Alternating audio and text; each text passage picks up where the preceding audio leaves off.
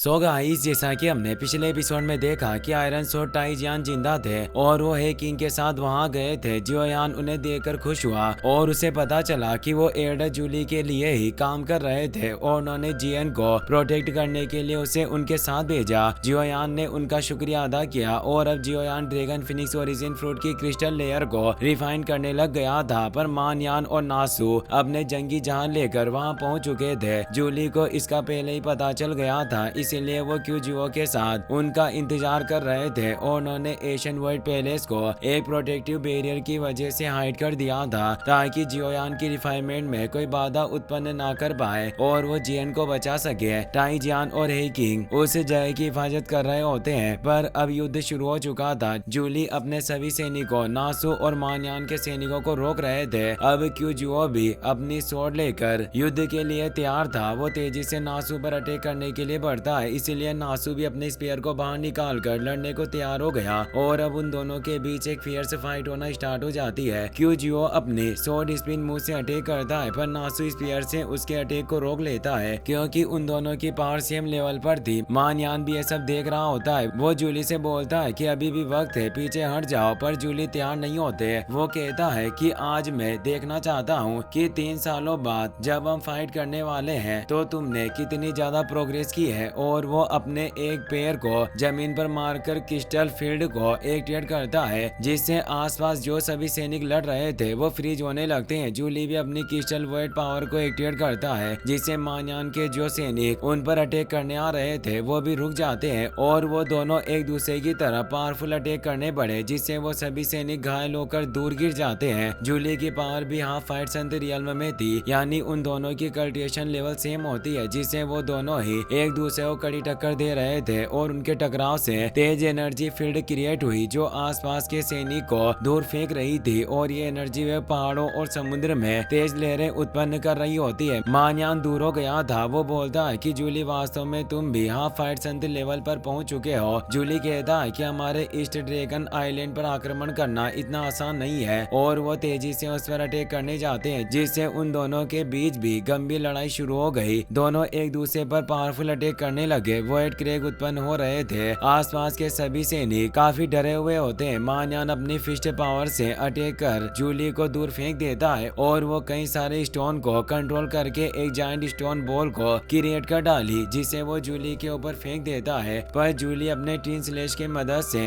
उस बॉल को नष्ट कर देते हैं। वो दोनों अब लड़ते हुए आसमान में चले जाते हैं। क्यूजियो लगातार नासू के सैनिकों को मारते जा रहा था। नासू उस पर पावरफुल वॉइड पावर से अटैक करता है, पर क्यूजियो अपने शॉर्ट स्लेश से उस वॉइड को काट डालता है। वो दोनों ही एक दूसरे को मारने की कोशिश कर रहे होते हैं, पर उनके अटैक एक दूसरे को नहीं लग रहे थे। वहीं जियोयान अभी भी उस ड्रैगन ओरिजिन क्रिस्टल लेयर को रिफाइन कर रहा होता है। उसे इस रिफाइनमेंट में 1.5 मंथ से ज्यादा गुजर गया, जिससे वो काफी कमजोरी महसूस कर रहा होता है, पर वो हार नहीं मानता। अब वो उस क्रिटिकल स्टेप पर पहुंच गया था जब ड्रैगन ओरिजिन क्रिस्टल की एनर्जी लगातार जियन की बॉडी में इंटर कर रही थी और अब वो इस प्रोसेस को और ज्यादा फास्ट करने के लिए अपनी एवरली फ्लेम को बढ़ा देता है। जियन हल्की हल्की होश में आने लगी थी और ड्रैगन फिनिक्स ओरिजिन फ्रूट की सारी एनर्जी अब जियन के अंदर एब्सो हो गई थी। जियन अब प्रमोट होने वाली थी, इसीलिए जियन का ब्लड लाइन प्रेशर चारों तरफ फैलने लगता है और ये एनर्जी वेव उस फॉर्मेशन के बाहर भी निकल रही थी। हे किंग परेशान हुए और वो अपने सैनिकों को बोलते हैं कि जियन का ब्लड प्रेशर इस प्रोटेक्टिव फॉर्मेशन को भी इफेक्ट कर रहा है, जिससे बाहरी लोगों को जियन की मौजूदगी का पता चल सकता है। इसीलिए तुम सभी बाहर जाओ और इस पैलेस को प्रोटेक्ट करना। याद रहे, यहाँ अंदर कोई भी ना आ पाए। वो सभी सैनिक उनकी बात समझ जाते हैं और उस पैलेस से बाहर चले जाते हैं। वहीं नासू का सेनापति चार्ली ईस्ट ड्रैगन आइलैंड के सिपाहियों को मार रहा था। तभी अचानक वो जियन के ब्लड लाइन प्रेशर को फील कर लेता है, जिससे वो खुश होता है कि आखिर उस लड़की का पता चल गया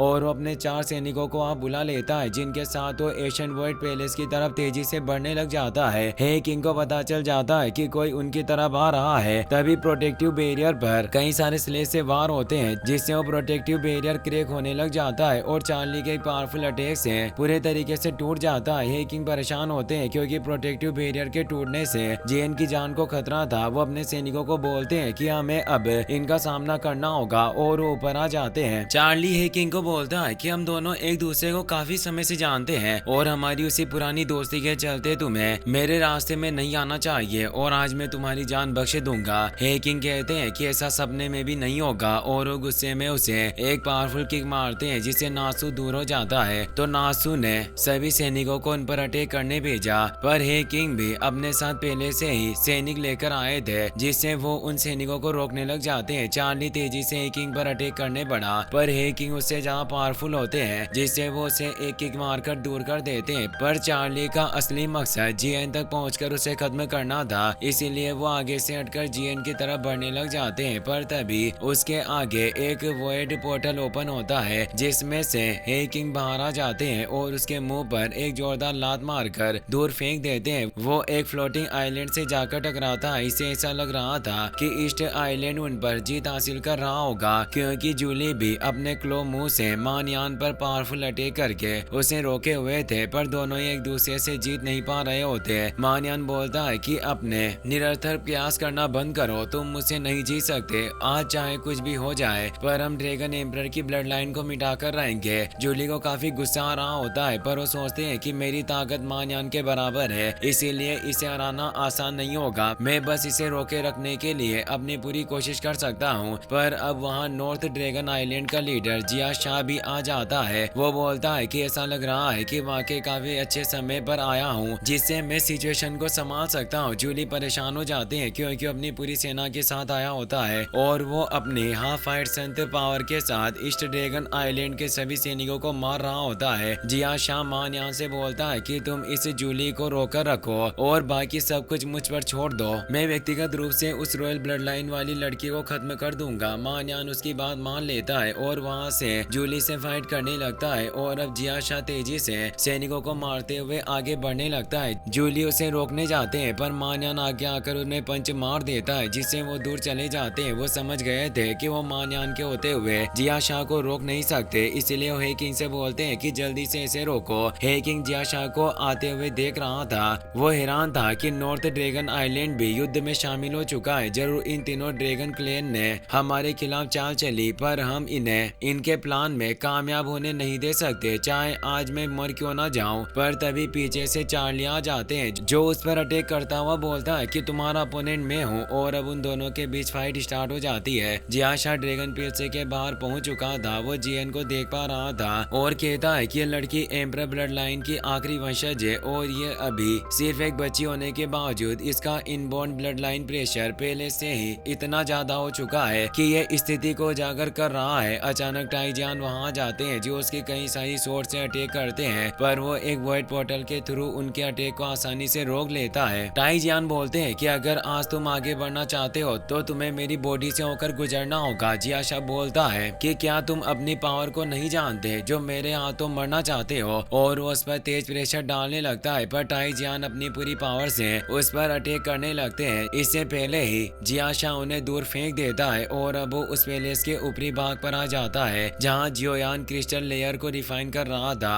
वह पहचान जाता है कि ये ड्रैगन फिनिक्स से क्रिस्टल लेयर है। उसे समझ आया कि जीएन पूरी तरीके से ड्रैगन फिनिक्स ओरिजिन फ्रूट की पावर को एब्जॉर्ब नहीं कर पाई, जिससे उसका एवोल्यूशन कंप्लीट नहीं हुआ। पर अब जीएन की बॉडी लगातार एनर्जी उत्सर्जित कर रही थी और ये काफी पावरफुल ब्लड लाइन प्रेशर था। जिया शाह सोचता है कि अगर मैं इस लड़की के रॉयल ब्लड लाइन को प्राप्त कर पाऊँ तो मैं इस पूरे वॉइड एशियन ड्रैगन को एकजुट करके अपने कंट्रोल में ले सकता हूँ और इस पूरी दुनिया पर भी रूल करना मेरे लिए असंभव नहीं होगा। और वो अपनी पावर से जीएन को कंट्रोल में लेने की कोशिश कर रहा होता है, पर जियोयान के एवनली फ्लेम की वजह से उसकी एनर्जी काम नहीं करती। जियोयान लास्ट स्टेप में पहुंच गया था जब वो क्रिस्टल पूरी तरीके से क्रैक हो सकता है, इसीलिए वो अपनी एवनली फ्लेम को और ज्यादा बढ़ा देता है। जिया शाह को एहसास होता है कि यह वाकई एक पावरफुल एवनली फ्लेम है और वो पूछता है कि लड़के तुम आखिर हो कौन, जल्दी से अपनी एवनली फ्लेम को बंद करो। वो उसे अपना नाम बताता है कि मैं जियोयान हूँ और मैं ड्रैगन आइलैंड को बचा रहा हूँ क्योंकि इस पर ड्रैगन एम्परर का हक है। तुम रॉयल ब्लड लाइन को छीनना चाहते हो, क्या तुम्हें डर नहीं है कि अगर ड्रैगन एम्परर लौट आए तो तुम्हारा क्या हश्र होगा। जिया शाह बोलता है कि ड्रैगन एम्परर काफी सालों पहले ही गायब हो गए थे, वैसे भी तुम एक बाहरी व्यक्ति होते हुए हमारे एशियन वर्ल्ड ड्रैगन क्लेन के मामले में क्यों पड़ रहे हो। अब मेरे पास ज्यादा वक्त नहीं बचा है और वो जीएन पर अटैक करता है, पर यह सिर्फ एक क्लोन था और जियोयान ऊपर मौजूद था। वो बस उसे विलंबित कर रहा था क्योंकि अब वो उस स्थिति में पहुंच गया था जब जीएन ट्रांसफॉर्म हो सकती थी जिया शाह को काफी गुस्सा आता है कि ये लड़का मेरे साथ ट्रिक खेलने की कोशिश कर रहा है और उस पर अपना क्लू अटैक करने के लिए आगे बढ़ता है। किंग ये देखकर डर जाते हैं और उसे बचाने के लिए बढ़ते हैं, पर चार्ली उन्हें रोक देते हैं। जिया शाह कह रहा था कि लड़के आज तुम्हारा अंत मेरे हाथों होगा,